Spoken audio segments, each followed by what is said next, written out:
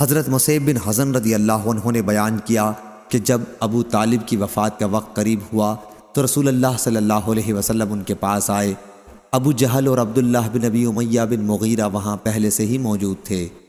حضرت صلی اللہ علیہ وسلم نے فرمایا، چچا آپ صرف کلمہ لا الہ الا اللہ پڑھ دیجئے تاکہ اس کلمے کے ذریعے اللہ کی بارگاہ میں آپ کی شفاعت کروں۔ اس پر ابو جہل اور عبداللہ بن ابی امیہ بولے، کیا تم عبد المطلب کے مذہب سے پھر جاؤ گے؟ حضرت صلی اللہ علیہ وسلم بار بار ان سے یہی کہتے رہے کہ آپ صرف یہی ایک کلمہ پڑھ لیں، اور یہ دونوں بھی اپنی بات ان کے سامنے بار بار دہراتے رہے کہ کیا تم عبد المطلب کے مذہب سے پھر جاؤ گے؟ آخر ابو طالب کی زبان سے جو آخری کلمہ نکلا وہ یہی تھا کہ وہ عبد المطلب کے مذہب پر ہی قائم ہیں۔ انہوں نے لا الہ الا اللہ پڑھنے سے انکار کر دیا۔ راوی نے بیان کیا کہ رسول اللہ صلی اللہ علیہ وسلم نے فرمایا، اللہ کی قسم میں آپ کے لیے طلب مغفرت کرتا رہوں گا تاکہ مجھے اس سے روک نہ دیا جائے۔ پھر اللہ تعالیٰ نے یہ آیت نازل کی، نبی اور ایمان والوں کے لیے یہ مناسب نہیں کہ وہ مشرکین کے لیے دعائے مغفرت کریں۔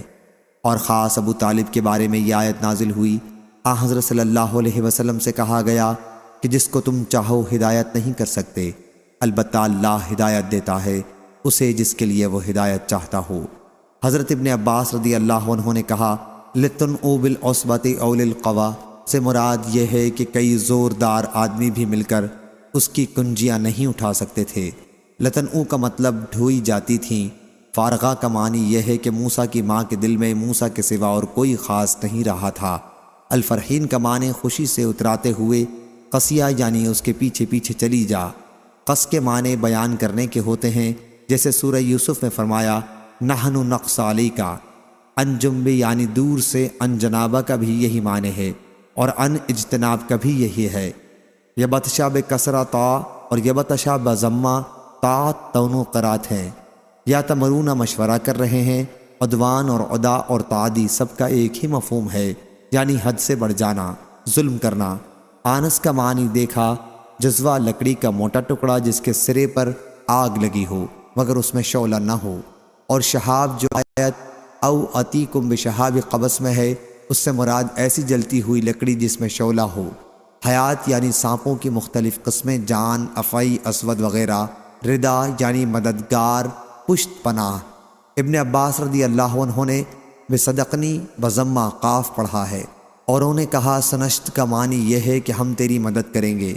عرب لوگوں کا محاورہ ہے، جب کسی کو قوت دیتے ہیں تو کہتے ہیں جعلنا لہو عددا۔ مقبوحین کا معنی ہلاک کیے گئے، وصلنا ہم نے اس کو بیان اور پورا کیا۔ یحبا کھچے آتے ہیں، بطرت شرارت کی۔ فی امہا رسولہ، ام القریٰ مکہ اور اس کے اطراف کو کہتے ہیں۔